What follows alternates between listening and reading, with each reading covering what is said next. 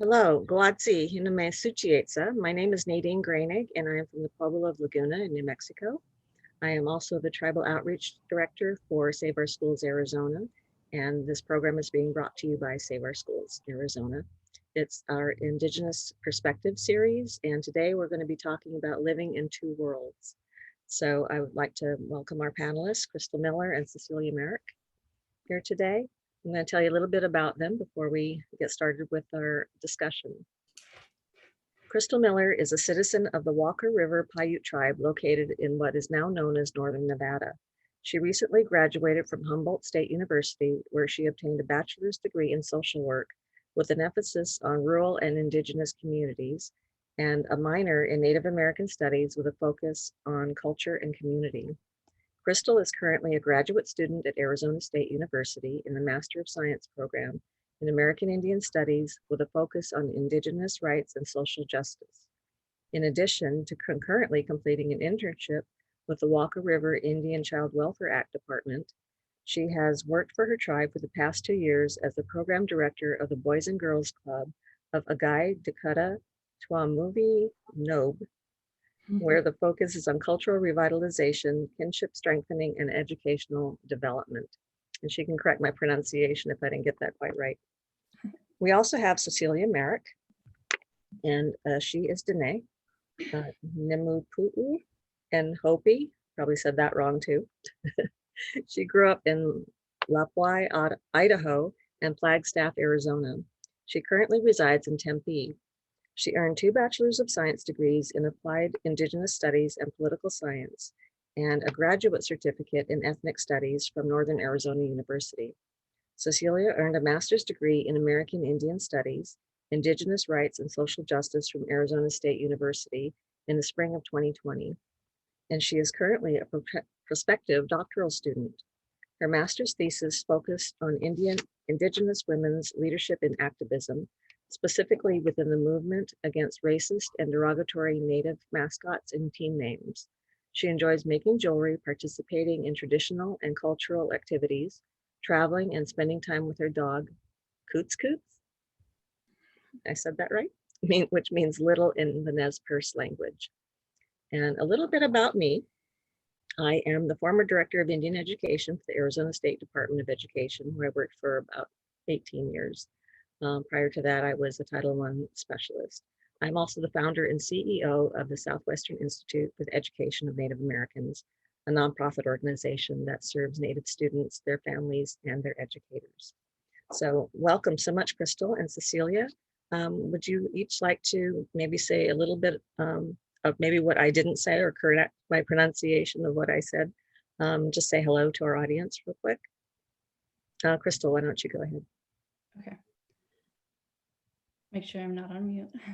Oh, na Crystal Miller, na Nia, na Guy Dakota, na Ma'a Elaine Hicks, na Bia Anna Montoya, na Iroa Natikuna Nania, na Iroa Kumia Nania.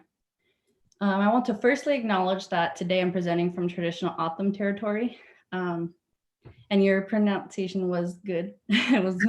It was spot on. Besides Nobi, that's the only one I would correct, but it was awesome.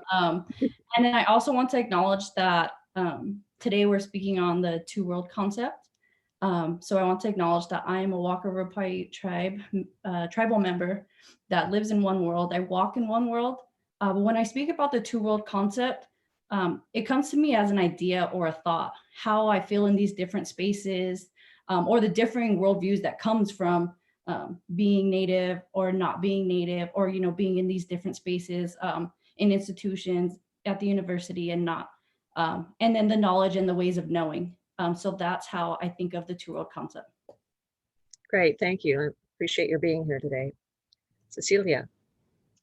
Hi, yet a woman who holds fire do Cecilia Americanishe, Zithlatni Nishle, Ado Nimi Pue Bashishchin, Kiasani Dashiche, Ado Bilagana a Dashnelli, Akot Ego a Dine Adzana, Lapway, Idaho, di Iyisi Nashado Tempe Nashago. Hello, my name is Cecilia Merrick. I usually go by Cece.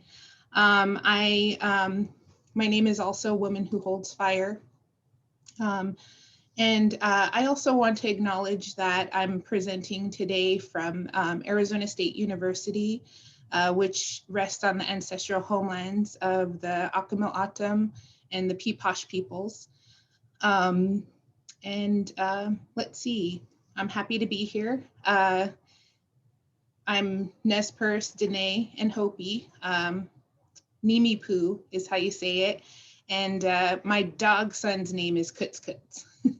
I got one right. Yeah. All right, great. Thank you very much. Appreciate that.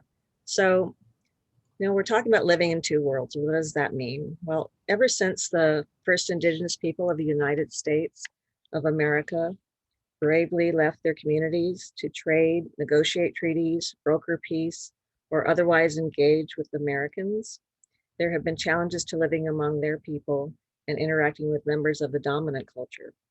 In contemporary times, one of the challenges is for Native American students to leave the reservation to attend an institute of higher education. Many of these students experience culture shock, intimidation, and loneliness. Going back home with a degree can sometimes result in being treated as someone who no longer belongs, accused of feelings of superiority.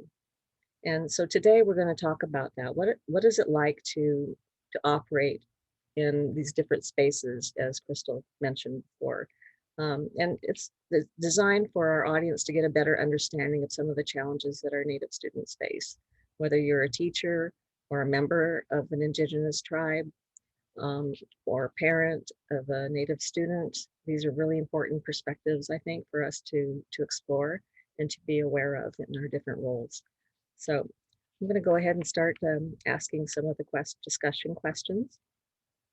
So I'd like to know what first drove you to leave your home communities to go to college. I mean, what's behind that that movement away from your community to get a college degree? Cece, should I call you that, or Cecilia? Yeah, CC is fine. Okay, great. The decision to move off of our reservation, which is located in northern Idaho and Lapwai. I'm from Lapwai, Idaho. Was actually my mom and dad's decision. We moved when I was just starting to be a teen. And I grew up in Lapwai, but I moved to Flagstaff, Arizona as a teen, which, has its own Native community in Flagstaff. It was definitely driven by opportunity. My parents wanted us to get an education. They wanted us to go to college and have those opportunities that oftentimes are not available to students living on the reservation. And I think, just having like a different worldview of what it was like to live off of a reservation. When I moved from Flagstaff, I would consider myself to be a Flagstaff local because I spent over 20 years in that in the town of Flagstaff. It was difficult because my family lives there, my immediate family. And that was, driven by my desire to come back to school and get a master's degree. And so, part of what drove me was just the idea of having an advanced degree, and then also the support and encouragement of my family. My sister Aura, Dr. Merrick Martinez, has a PhD, and she was one of the first in our family to earn a PhD. And she graduated with honors from UC Berkeley. And so she really served as a role model for me to, seek out the master's degree and the doctorate, which I'm in the process now of hopefully getting into a school this fall. That's great. In my family, it would have been driven by competition rather than looking up to another sibling. Well, we're in different fields. She's an archaeologist, anthropologist, and I'm in Indigenous studies. So it's a separation there. But she's always been kind of a role model, support, mentor for me. So. That's wonderful. My older sister got her master's degree in library science. She was the first to graduate from college as well. So thank you. Crystal, what drove you to get your degree? So for me, growing up, I was always taught that higher education is the goal and that's what you should reach for. But one of the biggest things for me was I was never taught how to do it, how to get there, how to find funding resources, and most importantly, like how to navigate it. So I'm one of those examples of people who took a very long time to uh, graduate with my bachelor's degree. I think maybe it was like 6 years, because I would attend a semester, and I would say, I just don't like this. I don't know what I want to do. Um, and a part of that was because my initial, I guess the people in my ear saying like, you need to go for money and this is what you need to do. And that just is not what I wanted to do. So it kept pulling me back and taking me away. But I finally sat down and I realized what I wanted to do. And what I want to do was create change. And one of the biggest things is create change within my own community. So that is the biggest thing that has drove my goal to finish and accomplish education, higher education. Um, and the last 2 years, I was able to finish my bachelor's degree online and work in my community. So I was so thankful for that. Um, but then I knew that moving forward into my master's program, I would have to create connections and kind of like community network that I wouldn't get online. So that has what has pulled me away from my community and brought me to ASU now. Okay. That kind of leads to my next question. Most Native American students who actually make it to college do not graduate because of all the challenges that they face, and they don't necessarily have that support system in place, or like you said, know how to navigate actually getting to the finish line. So not only did you get your bachelor's degrees, you've gone after higher level degrees as well. So what do you attribute your success in not only finishing, like I said, your bachelor's degree, but going on to master's and doctorate degrees? Cece? Yeah, I think along the same lines as Crystal, you know, a lot of the motivation to go to school and succeed and finish and earn that degree and the knowledge is creating change for our communities. And I think that's really at the heart of a lot of Native students' desire and motivation. For me, you know, again, it's going back to my family and my communities who really encouraged me. And they saw at a young age that I was good at school. I was interested in succeeding and reading and writing and doing all of those kinds of things. And so I did get a lot of encouragement from teachers, counselors, my elders, family members, and my siblings. So I had a lot of encouragement, and a lot of the reasoning behind that was, you know, for me to create change and bring it back to our tribal communities. I think that, you know, for me personally, it's a lot of my success has been due to finding connections and establishing relationships within the academy and within these different kind of pockets of Native peoples that are within the higher ed system. I've been a part of several groups, you know, the American Indian Graduate Student Association, IAGSA here at ASU, was one of the first groups that I was a part of as the treasurer. And we did a lot of really cool things and established a lot of different programs and workshops for other grad students at ASU, and all with the intention of establishing community. Another group that am still a part of is the Women's Council for Indigenous Doctoral Scholars. We go by WICIDS. And we established that because we pretty much did not have a support system outside of, you know, these other Native orgs that were specifically geared toward undergrads or master's level students. And so a group of friends really to start with, we created this women's council to support each other in our doctoral journeys. And so, you know, I think that a large part of what has allowed me to succeed and really go to these other places that I had no knowledge of how to get there, what I needed to succeed in academically or personally, was just having those connections and having people who had already been through part of that process and, you know, would tell me like, this is what you need to do in this time. And I think, you know, with what Crystal said, it's hard to know if you have never been a part of that system. And it's just the timelines, the pieces that are required for it.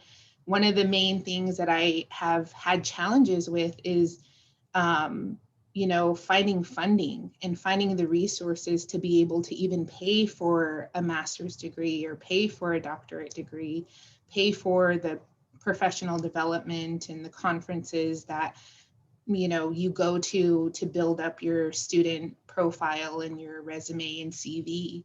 So I really attribute a lot of that to the networks that I've been a part of and those relationships that I've established. I was able to work at the Center for Indian Education with Dr. Brian Brayboy, who is the American Indian, shoot, I'm blanking on his his title. He's I the, should know it too, but I'm not. It's like yeah, I'm sorry. He's the president's advisor on American Indian initiatives at ASU. And he was really a big, you know, supporter of Native students. And in working with him, I was able to establish so many connections with not only students, but faculty and staff, and really like these really high administrative level people who, you know, would then support what we were doing in different ways. So, you know, that's pretty much what I would say is a big motivator and support system, is having those networks and building on those relationships. Thank you. Yes, I agree with that. It's very important. Everybody needs support in their lives at every point in their life, typically. And so when you don't get that, that makes it very difficult to move forward and be successful. So Crystal, did you have any kind of support system at Humboldt State University? Was there any kind of American Indian Club or a center that you could go to, for example? Yes, there was the ITEP house, and they were extremely supportive, from the students to the staff. Even now that I'm at ASU, I still get updates, I still get emails, I still get included in newspapers that they're doing. And so they were really a big backbone for me there. I also had a professor and my director of my program who were just extremely influential and so helpful. If I needed anything, I just sent a text or an email. And they would be there to help with anything that I needed. They made my experience extremely comfortable, and my time there. And I was online, and so for them to make those kind of connections with me and still be able to make that speaks a lot to them as people, and especially the program and what they're doing for the Native community at Humboldt. That's wonderful. So, okay, we've heard about really good things from both of you about having good support systems and people involved with your education and guiding you and encouraging you. Can you share any maybe more challenging aspects of going to college? And like I said before, sometimes you can get a college degree and then you go back home to your community and they don't always look at you the same way. So do you have any challenges there that you would like to share? And again, this is just for information for people who may not be aware. It's not to, dwell on the negative. So, Cecilia. Yeah, you know, like I mentioned, finances and financial aid and resources to pay for college and other things that are really necessary to succeed in your program and build that CV and become a really good candidate for master's programs and doctoral programs and fellowships, scholarships. You know, it's a hard thing. And not only do you have to make sure that you're succeeding academically by, you know, participating in your classes, meeting those deadlines, doing the work, the research and the work. But you also have another set of deadlines on the other side of things, which is conference deadlines and proposals and scholarship and fellowship deadlines, and making sure you're meeting those benchmarks for those different things. That was really all new to me. I was thankful to have my sister Aura to help me with it, but outside of that, it was like, where do I even start? And so again, just going back, I was thankful to have a network of scholars Indigenous scholars who really would help me with those bits and pieces of what I needed to do for that. Because I didn't even know that I should be, presenting at conferences and, trying to do publications and things like that. I think the other challenging aspect was I attended my undergrad program in the early 2000s through 2006. And at that time, American Indian Studies, Indigenous Studies was really just up and coming as a new program. I was fortunate to be a part of the Applied Indigenous Studies program at NAU with mostly Native faculty who were really passionate about it. But again, it was just like, okay, so what do I do with this knowledge?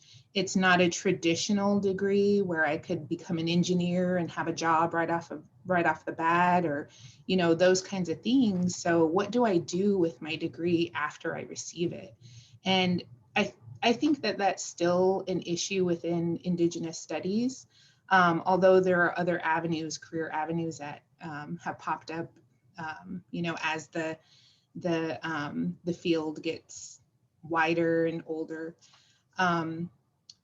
Another thing is just kind of being the standalone Native in most courses. Mhm. And, in AIS, I'm very fortunate, especially here at ASU, to have all Native faculty, mostly Native cohort and, peers. But when I was doing my political science degree, I was mostly the sole Native person in the room, with a completely different political outlook and perspective than the majority, 99% of the people in the class with me.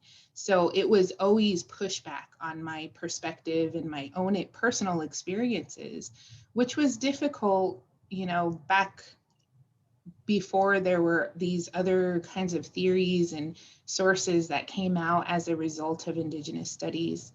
And then, of course, missing out on certain things with family. More recently, my father passed away in 2019, and Very sorry to hear that. thank you. It was a big loss for my family. So not being able to be there when that happened and be a part of, the healing as much as I wanted to be was very difficult. Along with other things that I've missed out on, moving off of a reservation and out of my tribal community.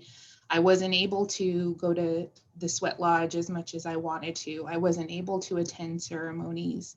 A lot of my classmates at the time were able to go through their language and cultural programs that were in schools, which I wasn't able to. So, those different things that you kind of sacrifice in order to be able to get a degree are important to mention, because I think that it does affect me as an Indigenous student and as an Indigenous person.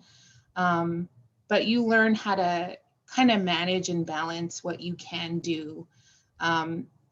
Phoenix is a huge city. So, that's another thing that kind of took me a fish out of water. I'm from Flagstaff and I enjoy the trees and the land and being able to connect that way. So it's a lot difficult here in the city, but just going back to my networks and meeting people who have taken me out to different places that they're able to connect to has been just invaluable to me. Thank you. Thank you very much for sharing. And I know sometimes you have to go back to those, when you do share, you go back to those emotions and the feelings that you were experiencing at the time. That can be hard. Um, so you're also, we're a bit fortunate that that Flagstaff is only a couple of hours away from Phoenix, because a lot of our native students go much farther afield away from home when they go to college, and they may not have those connections or be able to get back home, easily to reconnect. So Crystal, do you have anything you want to share? I'm sure you have some similar experiences. A lot of the things she talked about, I have very similar experiences with. And I just want to talk about these sacrifices that we have to make, especially as Native students. We have responsibilities not only to our education and what we're pursuing, especially here at ASU, because we've made a commitment to that, but we also have these commitments that we have back home that makes it extremely hard for us to maintain and balance the both. I know for me, especially last semester, I was traveling back and forth to Nevada probably every 2 weeks, Oh, just trying to manage my responsibilities here and then know that I have responsibilities back home that I need to do. And then I have like my grandmother that I need to make sure that she's okay and everything's going well with her, especially with the COVID pandemic. And then like my mother, make sure that everything's okay with her. And then like my community. And then halfway through the semester, last semester I actually was contracted to work for 2 weeks, so I was home again doing that. So that's one of the biggest things that I think that Native students have a challenge with doing, is knowing that we have responsibilities to both, that we can't just say, okay, well, I'm here so I can't maintain that responsibility anymore. I don't think that that's choices that we have. There's like, I believe that there is certain ones that we say that, okay, we have to prioritize this because they are at the same time. But I think navigating education and higher education for Native students is, taking care of both of those responsibilities. And that is challenging.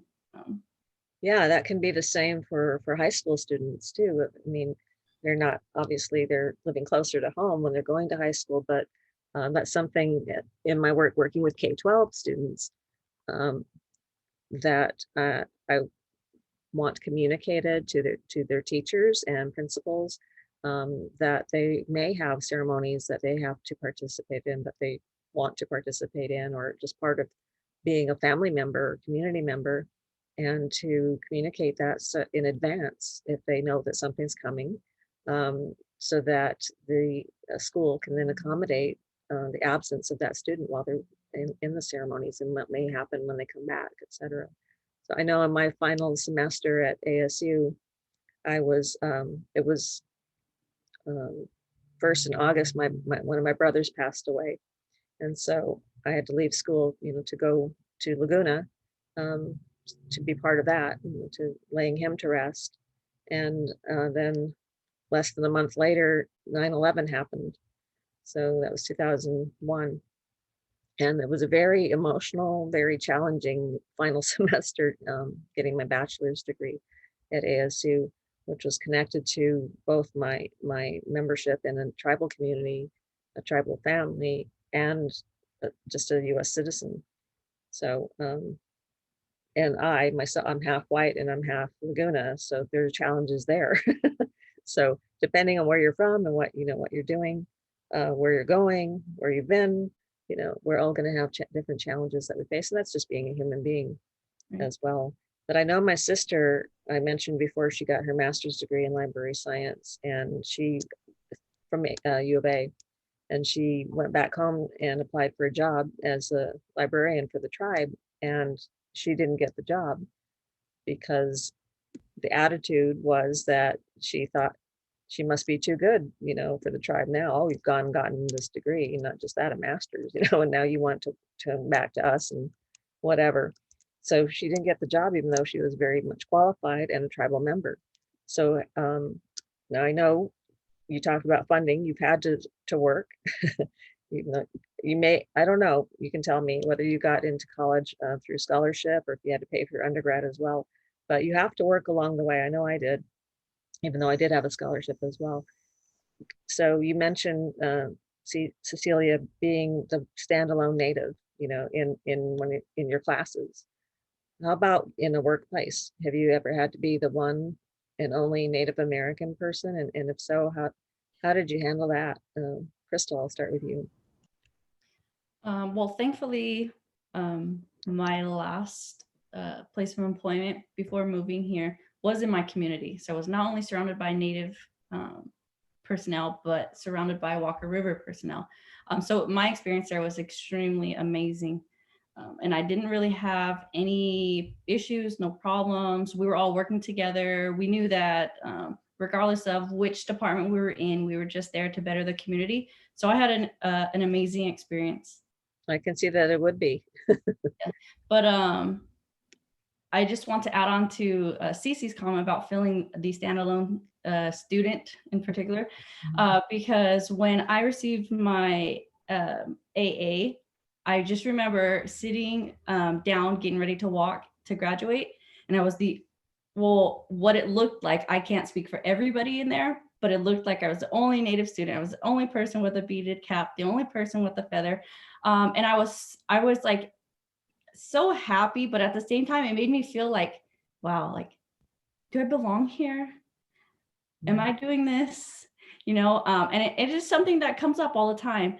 And then moving into Humboldt, I was the only Native student in my cohort out of 25 of us. And even though they have a decolonized focus, it still amazed me that I was the only one.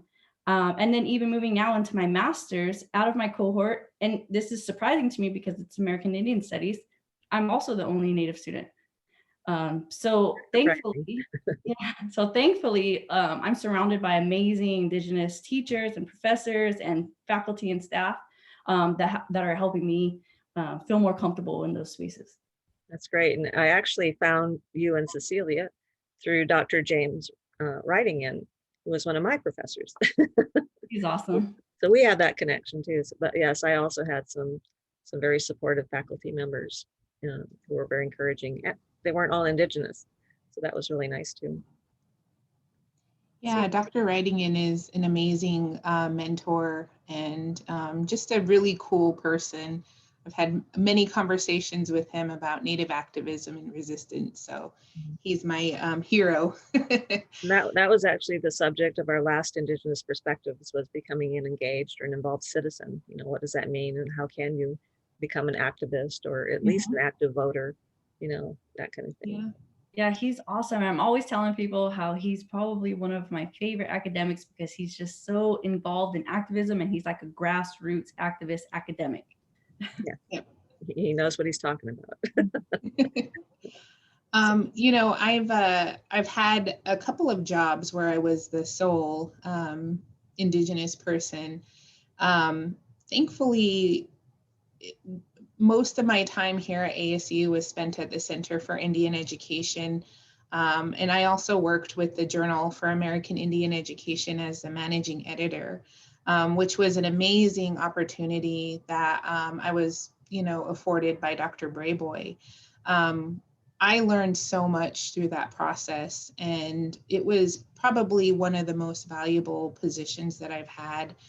Just in terms of knowing what to do for publication, how to submit an article to an academic journal and that sort of thing. So, working at CIE was probably like a high bar for a lot of us Native students because it was just a really good community and I met so many good friends and people through the center. Prior to that, I worked at NAU for another research center. And I was, I think I was maybe one of 3 Native peoples who worked for the center there. And we banded together, of course, as most Natives do.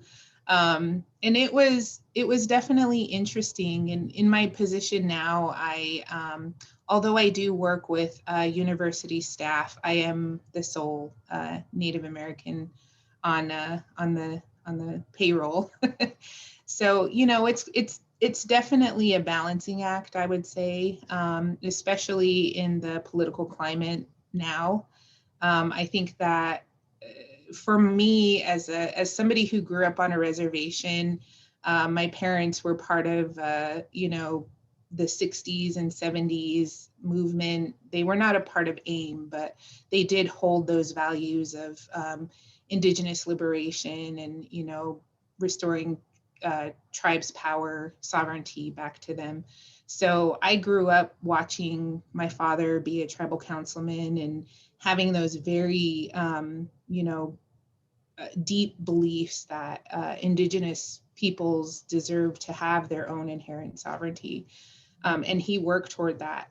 So I have those beliefs in myself, which is, kind of an interesting mix now that we are entering into Black Lives Matter era and these other things that have happened in the American political system. It's difficult because at the center and places like, within my classes at ASU, I felt like I was able to speak freely about my political beliefs there.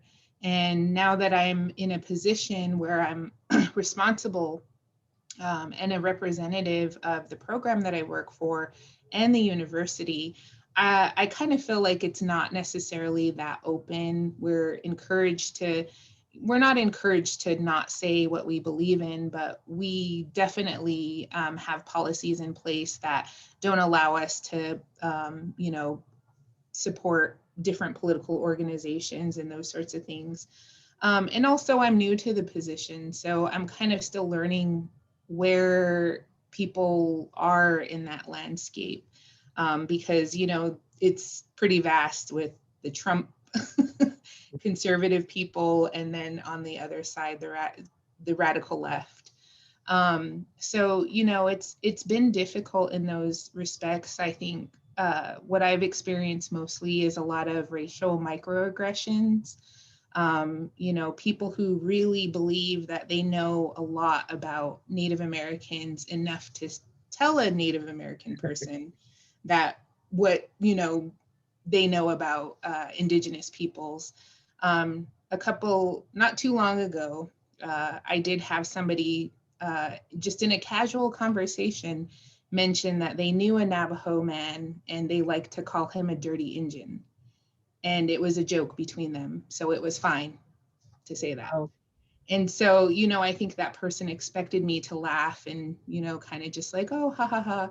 But I did take offense to it and I told him it was offensive. mhm. And there was shock. And I don't understand that. So, there are still those things very much a part of the working world and a part of the jobs that we have to have.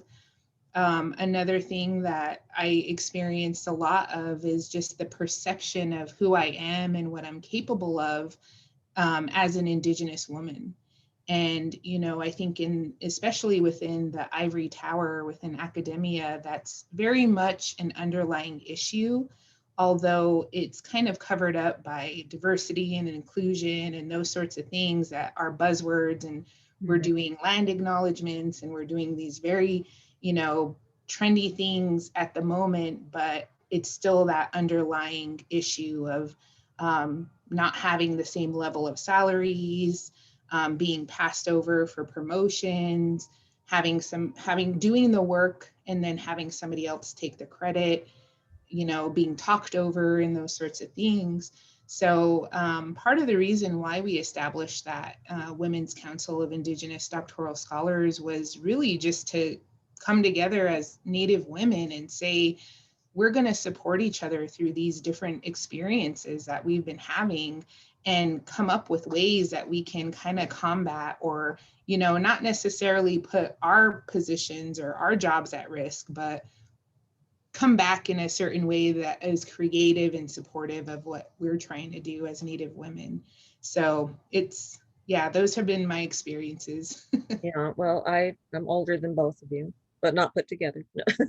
Maybe I am.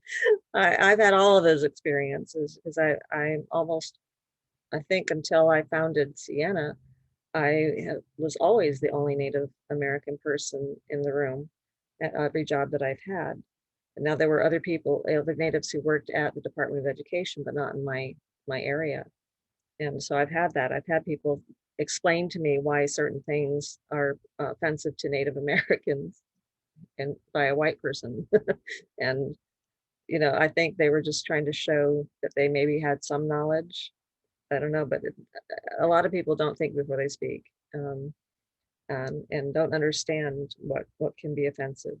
Now which one of you was, I think it was Cecilia, yes, you were working, or you are working regarding mascots and team names. And so, as we all know, if we watch football at all or pay attention at all, the former team known as formerly known as the Washington Redskins, have finally gotten the message. And now they don't have a real name. They're just the football team right now. And they're going to come up with one. And Kansas City Chiefs also are going to be changing their name. And, it would have been nice if that had happened before the Super Bowl, but, because I would have felt more apt to cheer for them. For sure. And, I think it's just that, again, going back to that political climate of Black Lives Matter, that really paved the way for a lot of these changes. Just my background knowledge of this is a lot had to do with the investments of it and threats of pulling out their investments. Sure. Yeah. And so, but this has been going on for since Obama administration, at least, where there were challenges to that. And I know that his White House initiative on American Indian education, American Indian Alaska Native education, did a series of interviews of Native students to find out how they felt about not just mascots, but just different things, how Thanksgiving was handled, how, different challenges that they've had in their lives, how they were treated as Native students in the classroom, and how that made them feel. So it took, I guess, a pandemic and having how do I put this nicely, a challenging president, and all these movements that have come as a result for things to finally take shape and to make some changes. So it's very important, as you say, yes, we're doing these things, but what's underlying that? Is there going to be a solid foundation for making change that lasts, where we all treat each other a lot better and more kindly, at least minimum, be kinder to each other. And I just want to give recognition to Amanda Blackhorse, Suzanne Harjo, and other people of the movement who have really dedicated their lives to, this issue of representation and visibility, especially with these derogatory mascots.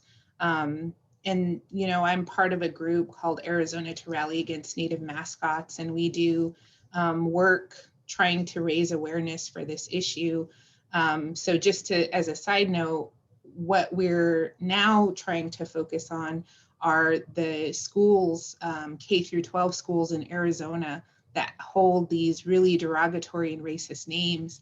Unfortunately, there's quite a few of them that are reservation schools in tribal communities that have very hardcore support fans from the tribal community, and a lot of times we just run into, so who cares, this is focused on something more important, and those kinds of things. So yeah, I know I got some pushback when I put on Facebook that I posted an article about the Redskins changing their name and said it's about time. And I got pushback from whites and natives alike, which was hard to understand, but the latter. So Crystal, I know that you're working in social justice and rights for your people, for Native people. Where do you see your future after you're done getting all these degrees?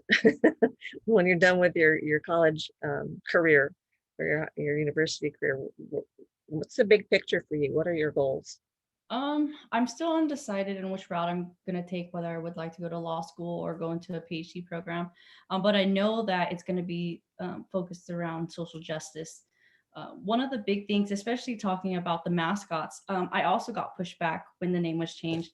And one of the things that somebody had told me was, well, why are you so worried about that? It's a small issue. But me, and focusing on historical trauma for the past 4 years and colonial contributions to the suicide epidemic, there is no small issue. No. Well, every win is a win, especially in taking into consideration of all the different things that contribute to the suicide epidemic in Indian country broadly. So for me, I was like, how can you say that?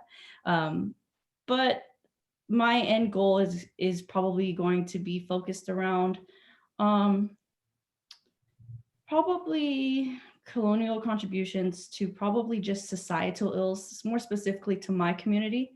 I wouldn't go so far as to narrow it down to just the suicide epidemic. I feel like there's a lot of things that need work, need help, and need recognition and acknowledgement of. So my focus will be on that broadly.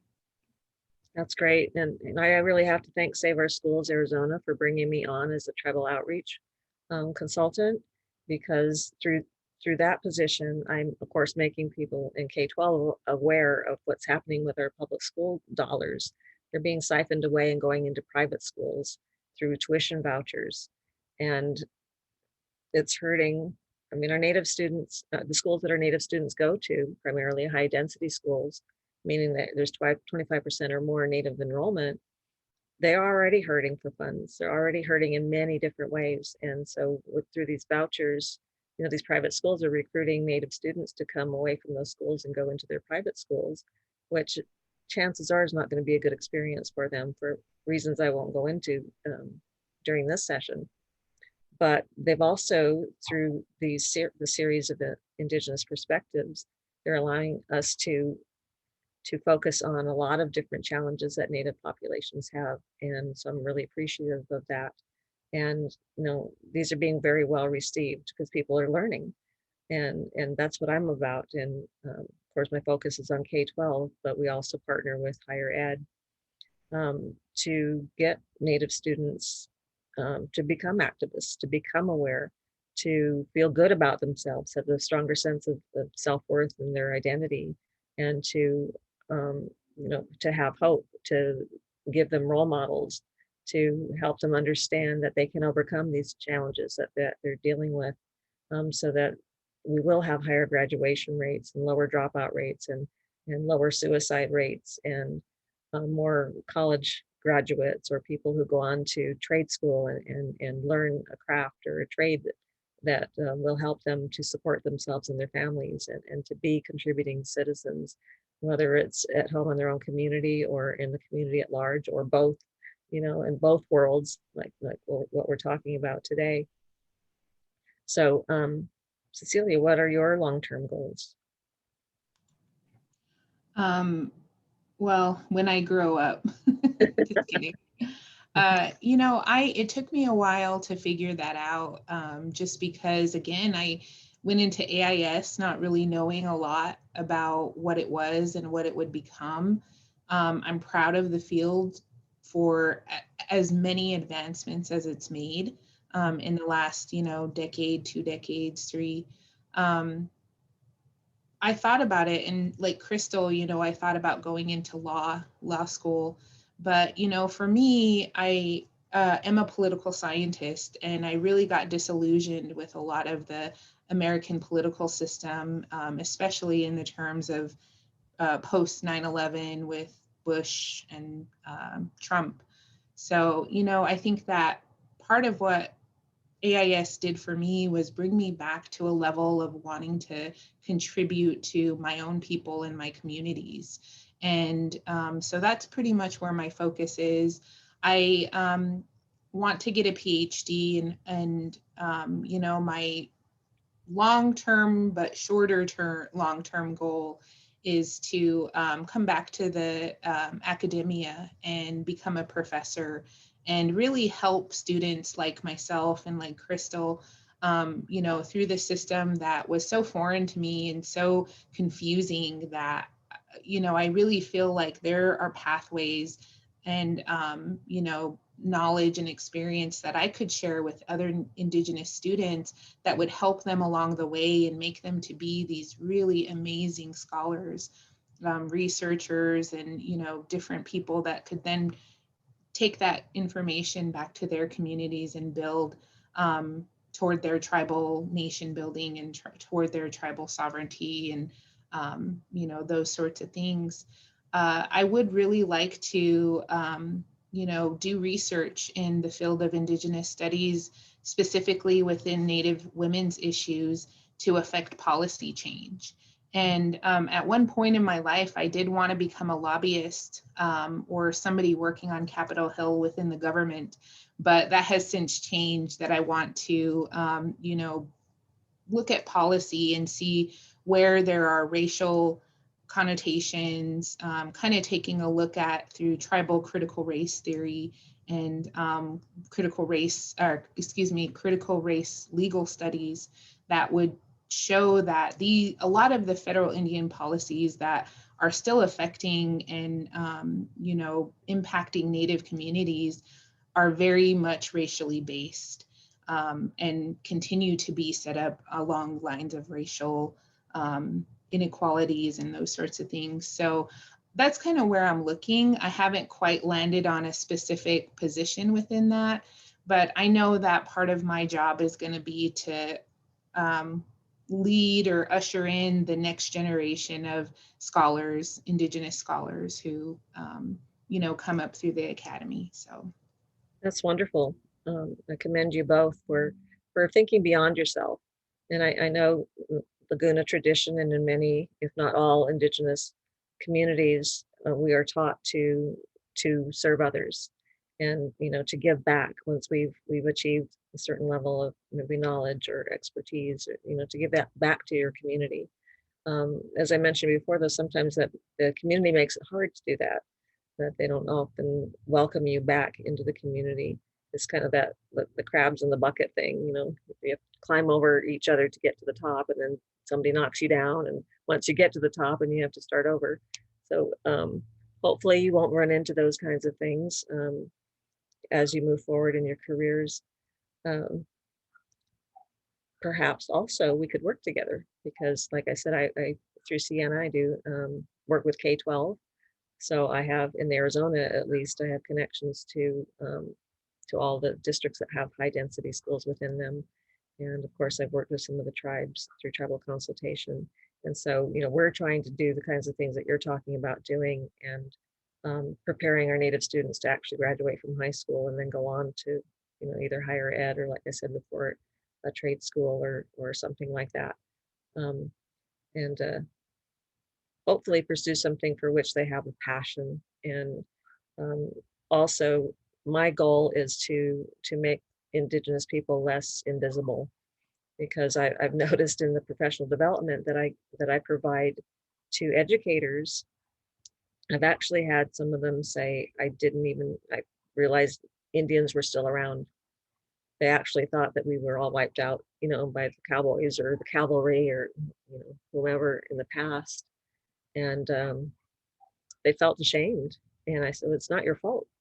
Chances are, because all you've seen of us in the movies or television is us in our regalia, or, in the 1800s and before. You never saw us as a contemporary person. And you weren't taught about us in school, except for very briefly, maybe in the week of Thanksgiving. And then that was from a non-native perspective, and it was inaccurate information. So, but now that you're an educator and you're working with Native students, you have a responsibility to learn about us from our perspective, from our stories, from what's been handed down through our generations. And and they want to. And so I found there's a lot of non-native educators who want to do the right thing. They want to share the right information. They just don't know what it is. So I'm glad that you guys are, willing to take that on, and to help with that, with the awareness. And wouldn't it be nice if someday people just say, I'm really interested. Why is that the way it is? Or why do you say this? Or why does this offend you? And not add that it's no big deal. Or, why are you so upset? That kind of thing. So my final question then this afternoon is, what would you do? What kind of advice would you give to middle or high school students who are thinking about going to college, or some form of higher education or training past high school? Crystal? My advice that I would give is to follow your heart. That's the biggest one for me. I had a lot of influence on what I should do, what's best for me. but only you know what's best for you, and what's best for your life and what's enough for you. I think it's important to normalize your happiness, and take complete control of your choices. College or whatever you choose to do post high school, it's going to be a struggle regardless of what you do. That's just the nature of it. But it's important to keep going. And So, I also want to share a story for the listeners. A lot of times you'll feel this like overwhelming feeling, maybe a slight sadness. For me, especially moving to Arizona last summer, I was packed, my U-Haul was packed, and I was like leaving the res, and I almost started crying. And I started thinking, am I doing this? Am I making the right decision? I have 2 children. Is this the best move for them? But just know that it is in the best interest for you, and you'll get a lot out of it. You really will. great. Thank you. Cece? It's funny because I was gonna say follow your heart too. And as a Nimipu Nez Perce, we like to talk about following our Tamina. And that's something that we were taught as young children, is to always follow your heart and make sure that what you're doing is your heart work. And that's, I can't stress that enough. When you go to school as a middle schooler, as a high schooler, start thinking about those things that really make you happy and that you're really passionate about and you want to learn more about. When I was that age, going to college was so far-fetched to me that I didn't really think about what I would like to do. I just kind of knew that I liked, learning about politics, and I kind of knew I liked learning about Native stuff. And as I got through my undergrad, I started to really dial in on what I like to do. And that was with the help of a lot of good mentors who told me the same, follow my heart. So that's the first thing. You need to have a passion for what you're doing. And even if other people around you can't see the value in that passion, you have to follow it, because it might be something that is just completely changes your life. The other thing that I would say is that take advantage of every opportunity that you can. As an undergrad student and a young person, I was, of course, like most young people, caught up in my day-to-day life and the dramas and all of those things. But I think that as I got older and I had a job for 10 years and didn't go to school, I came to really appreciate those opportunities. So when I came back for my master's degree, I took advantage of every single opportunity that I could. I went to every conference that I was able to get funding for and accepted to. And those were some of the really amazing opportunities and times that I had in academia. I was able to go to New Zealand in the summer of 2019 to present at the Native American and Indigenous Studies Association conference. And it was probably the best trip place that I have ever been to. The power of the Maori there is just amazing. So that's something that added to my academic journey that I wouldn't have been able to do if I hadn't had taken advantage of those opportunities and really had the confidence in myself to say my knowledge as a Native person and as a Native scholar is valuable, and people need to hear what I'm researching and my opinion about these things. And so that's also goes to my other point is, don't allow anybody to tell you that your traditional ways of knowing and doing are wrong or not as valuable as Western academia and knowledges are. Part of what we do in AIS is taking our traditional ways of knowing and doing and making them into these theories that are then we back up with sources and research and other things to make them, normalize them as, methods and methodologies that are valuable within academia. And part of the pushback that I had within political science and other areas was just that that knowledge was not valuable. And sometimes I did believe that, and it led me astray. But as soon as I came back to that feeling, it was just everything happened for me in the way that it should.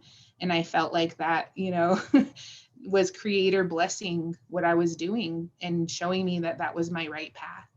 Yeah. So, I think that that's really important for Native students to have confidence in what you know, what you've experienced in life, and your traditions and values, because that's what's going to lead you to your heart work and your passion. Well, great. Thank you again so much. Unfortunately, we're out of time. I would love to keep talking to you because there's much to discuss. But thank you so much for being a part of this, for sharing your wisdom and your experience, your advice, and I just wish you both blessings and much continued success in what you do moving forward. So thank you very much, and thank you again for joining us today. We're going to have another session on February 9th we're going to talk about a little bit of history. This is going to be points in American Indian history, which we do about every other session. So this is going to be about the Navajo and Mescalero Apache removals from their lands to a place called Bosco Redondo. So please join us then. And a couple of weeks after that, we will be talking about COVID and the effects on Indian education. Thank you very much and have a good evening. Good to see you out, yo.